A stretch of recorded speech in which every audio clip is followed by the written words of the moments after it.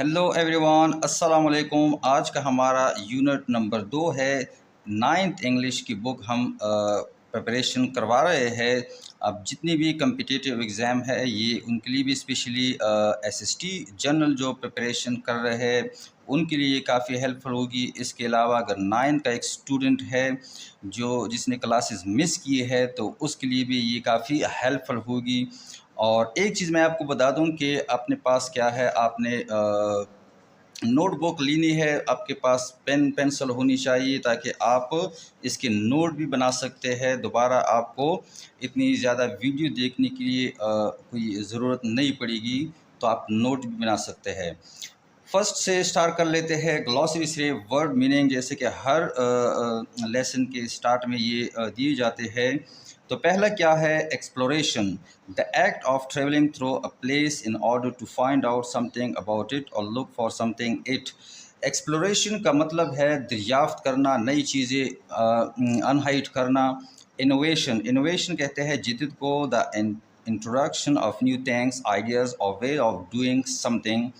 Third क्या कहता है? इन्वेंशन, इन्वेंशन कहते हैं इजाद को, यानी कोई नई चीज़। आप साइंस में जिस तरह नई चीज़ें इजाद होती है, जितनी तरक्की की है साइंस और टेक्नोलॉजी ने, तो नई चीज़ जब भी कोई बना लेता है उसे इजाद करना कहते हैं, इन्वेंशन कहते हैं या इजाद। The ability to have new and interesting ideas. Next क्या है? हैमलेट। अच्छा, हैमलेट ये एक किरदार है शेक्सपियर के, एक ड्रामा, इस एक प्ले है, उसका एक किरदार है। तो वो काफ़ी सुस्त है, एक्शन नहीं ले सकता, डिसीजन नहीं ले सकता। A character from Shakespeare play who would take too much time in thinking before taking an action, यानी कोई भी एक्शन लेने से पहले ये हैमलेट जो है ये किरदार काफ़ी टाइम ले लेता है। तीसरा क्या है? परपीचुअल, जारी, continuing for a long period of time without interruption, यानी मुसलसल काम करते रहना या जारी रहना जिसमें इंटरप्शन ना हो, यानी आप वक्फा ना करें।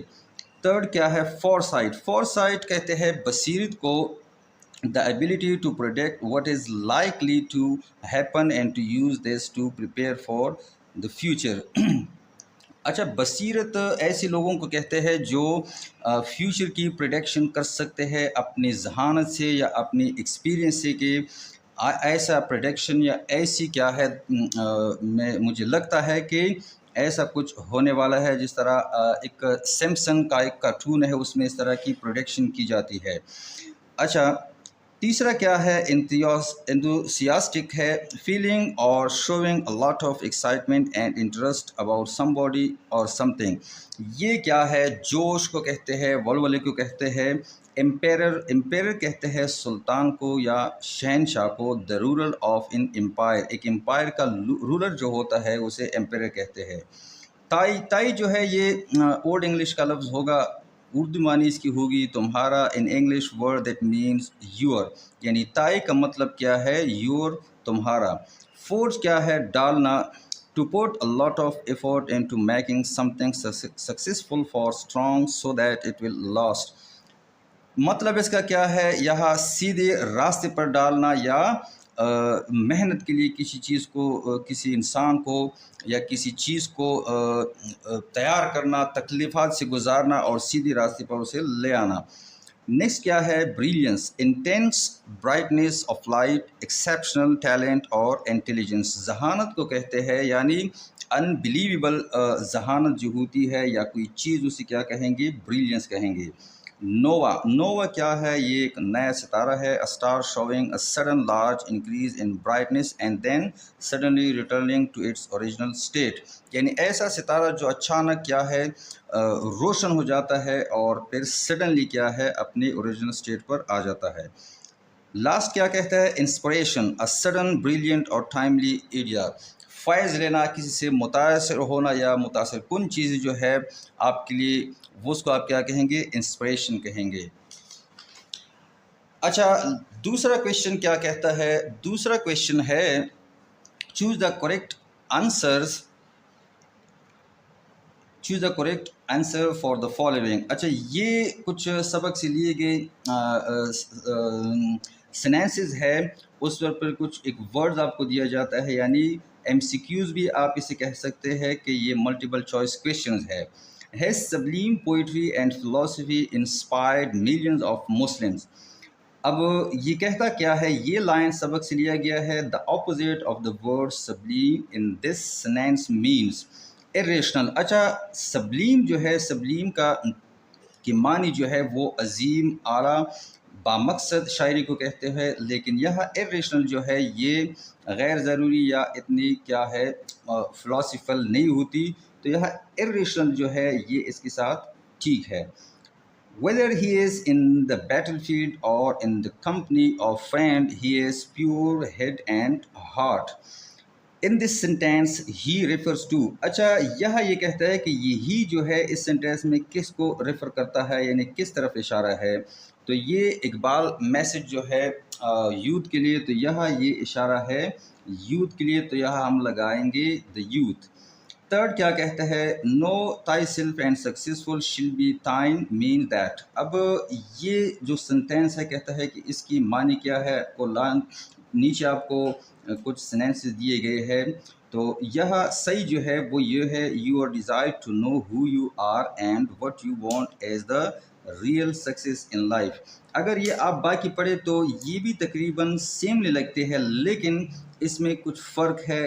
ये वर्ड यहाँ ठीक नहीं आता, यह जो ये नेशन है ये नहीं ठीक इस वजह से, और वर्ल्डली जो है ये यहाँ गलत है, और ये सी वाला जो ऑप्शन है ये इसके साथ करेक्ट आता है। तो सी का option, your desire to know who you are and what you want as the real success in life. Fourth one क्या कहता है, the youth of Iqbal is not a thinking Hamlet but a man of action. अच्छा, फिर बात हो रही है Hamlet की। In this sentence Hamlet symbolize a person who. अच्छा, ये कहता है कि इस सेंटेंस में ये हैमलेट जो है ये सिंबलाइज करता है, किस चीज़ की इलामत को ज़ाहिर करता है।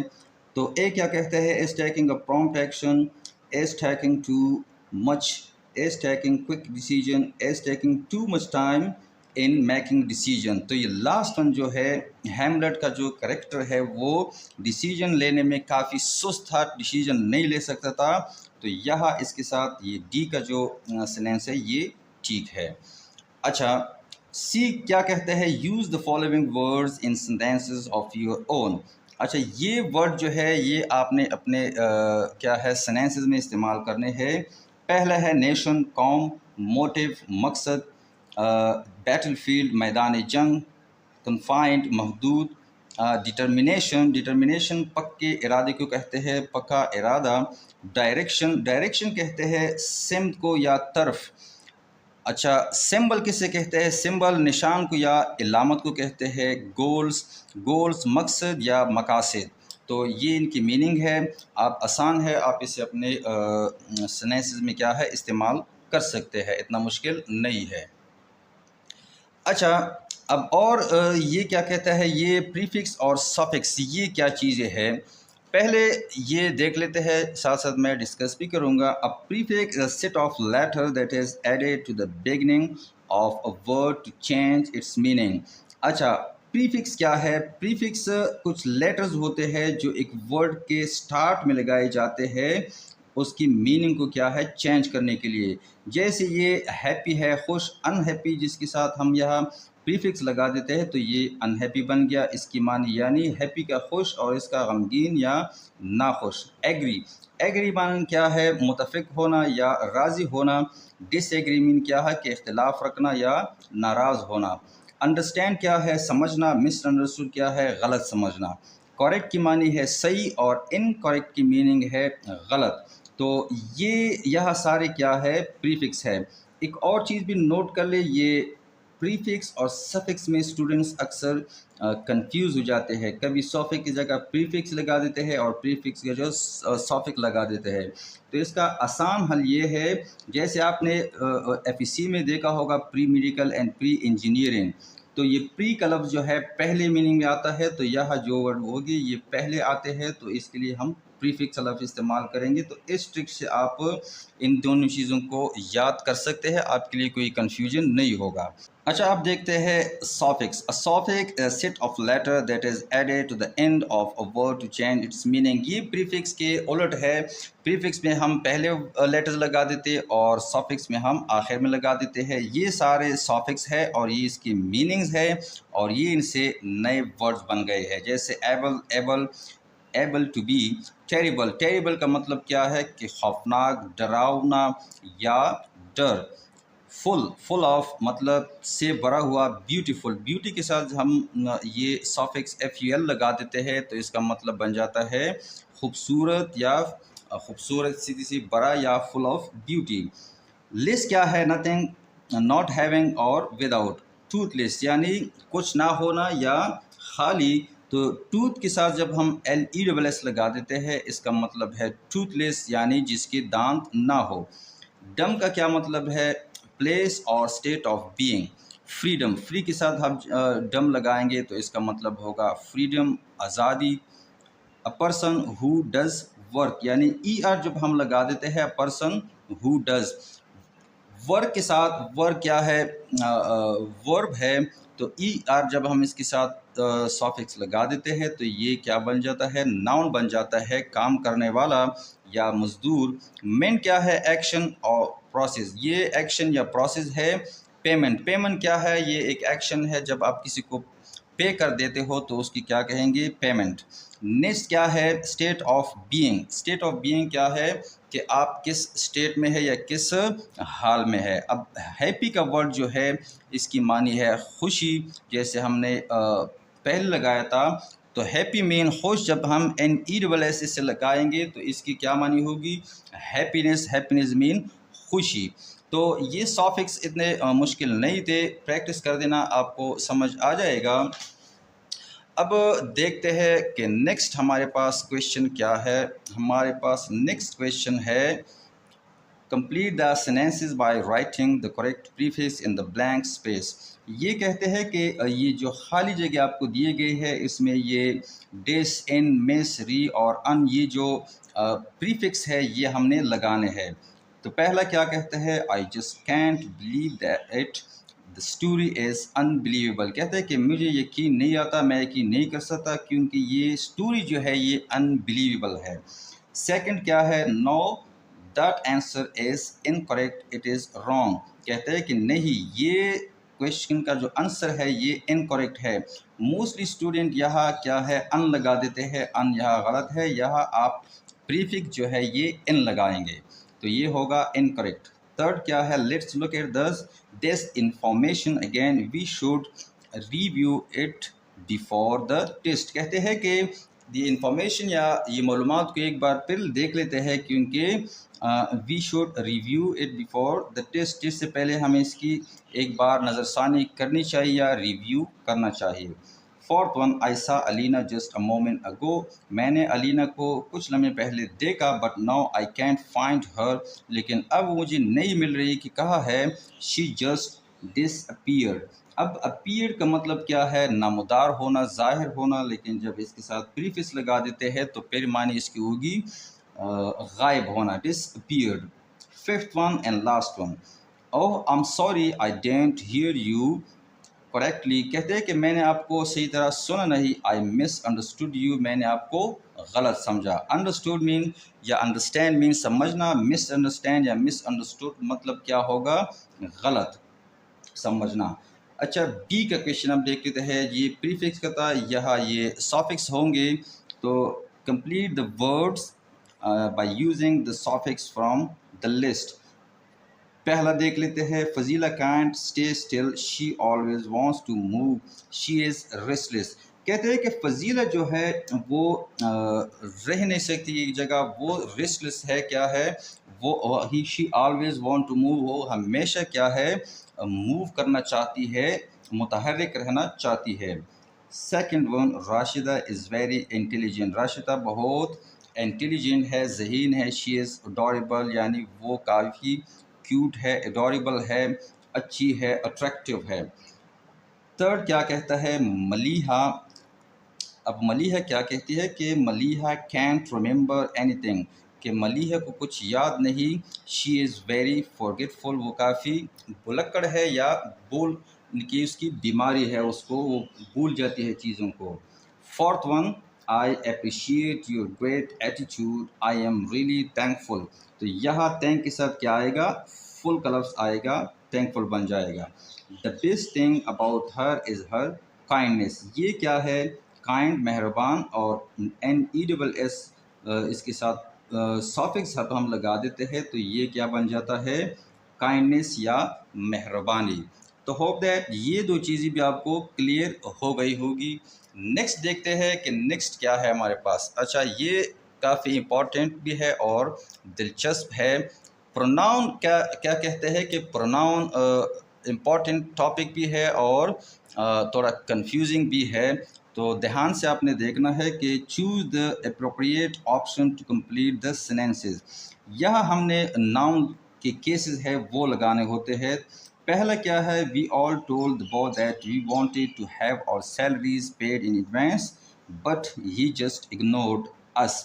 हमने बॉस से कहा कि हमें अपनी तनख्वाही एडवांस में मिलनी चाहिए या हमें दे दे, तो ही जस्ट इग्नोर अस, उसने हमें इग्नोर किया। तो ये वी जो है इसका ये क्या है, ऑब्जेक्टिव केस है। तो यह अस आएगा, वी नहीं आएगा, और भी नहीं आएगा, और हिज भी नहीं आएगा। Second one, when the man asked me how I had got his address, कहते हैं कि मुझसे जब पूछा गया कि मैंने उसका एड्रेस किस तरह लिया या कैसे मुझे मिला, I told him that I was given it by a relative of him, कि मुझे ये उसकी रिलेटिव से मिला है। तो यह हम क्या लगाएंगे, हम लगाएंगे, ये यहाँ ठीक है, मी, हिज या ही नहीं आ सकता। Third, although no one in the room seemed to follow dash said by the speaker, he never intended to simplify his language. Anything, nothing, anybody या anyone। तो यह करेक्ट जो है वो anyone आएगा। Follow anyone said by the speakers, he never intended to simplify his language। अच्छा, fourth one क्या कहता है, I hope you will enjoy your self, कहता है कि मुझे उम्मीद है कि आप इन्जॉय करेंगे the reunion party this week, इस रीयूनियन की जो पार्टी है इस हफ्ते को या वीकेंड को आप उसे बहुत इन्जॉय करेंगे। Because I won't be able to be there, क्योंकि मैं वहाँ नहीं होऊंगा। तो इसके लिए क्या आएगा, माई सेल्फ आएगा, ऑन सेल्फ आएगा, या माइन आएगा, या यूर सेल्फ आएगा। तो यह क्या है कि I won't be able to be there myself, यह क्या आएगा, माई सेल्फ आएगा, रिफ्लेक्सिव प्रोनाउन। अच्छा, fifth one, we decided to do all the cooking by ourselves, यह वी है, वी का जो रिफ्लेक्सिव केसेस है वो आवर सेल्फ है, instead of hiring a catering company for the party. Catering company उस company को कहते हैं जो शादी ब्याह के मौक़ों पर खाना जो तैयार करते हैं वो से कैटरिंग कंपनी कहते हैं। अच्छा, ये तो हो गए। अब बी क्या कहता है, fill in the blanks with who, whom, that, which, when, where, whose and why। फिर क्या कहते हैं, there may be more than one correct answer, ये भी साथ में कहते हैं कि इसके एक से ज़्यादा भी करेक्ट जो आंसर्स है वो हो सकते हैं। पहला क्या है, the shop dash I go two is closed, तो यह आएगा that, the shop that I go two is closed, जहाँ मैं जाता हूँ वो क्या है, क्लोज है या बंद है। Your shop which will probably shut down next year is really old, कहते हैं कि आपका जो ये शॉप जो है आपका वो क्या है, शट डाउन हो जाएगा या बंद हो जाएगा, क्योंकि वो really old है, काफ़ी पुराना है। थर्ड क्या कहता है, I have met most of the people who are eager to take part in the competition, कहते हैं कि मैं बहुत ज़्यादा लोगों से मिला जो वो क्या है, वो बेताब थे किस चीज़ के लिए, take part in the competition, के मुकाबले में हिस्सा लेने के लिए वो क्या थे, बेताब थे। यह आएगा हु, अगर पढ़ाई नहीं देता तो यह आप देख ली ये वर्ड आएगा। Fourth, do you know the reason. अब रीज़न के लिए वर्ड जो है वो वाई का आएगा, तो यह हम क्या डालेंगे, वाई और ऑफर वॉज रिजेक्टेड। कहते हैं कि क्या आप रीज़न जानते हैं कि हमारा ऑफर क्यों रिजेक्ट हुआ। Fifth one, do you remember the town dash you were born in. कहते हैं कि आपको वो टाउन याद है कि जहां आप पैदा हुए थे। तो जगह के लिए कौन सा वर्ड आएगा, वेयर क्लब्स आता है, तो यह हम क्या लगाएंगे, वेयर क्लब्स इस्तेमाल करेंगे। अब देखते हैं सी का क्वेश्चन कि सी में क्या आया है, क्या कहते हैं। Put the following indefinite pronouns in the correct blanks।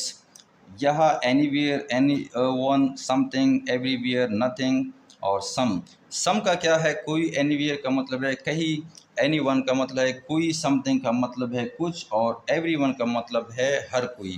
तो ये 5 क्या है, खाली जगह से बनाई गई है, इनमें हमें ये पुट करना है। Can't you hear that someone is knocking at the door. तो यह क्या आएगा, समवन आएगा। क्या आपको सुनाई नहीं देता कि कोई दरवाजे पर नॉकिंग कर रहा है। I was wondering if you would like. कहते हैं कि मैं जानना चाहती थी कि वुड यू लाइक समथिंग, कि आप कुछ पीना पसंद करेंगे, तो यह क्या आएगा, समथिंग आएगा।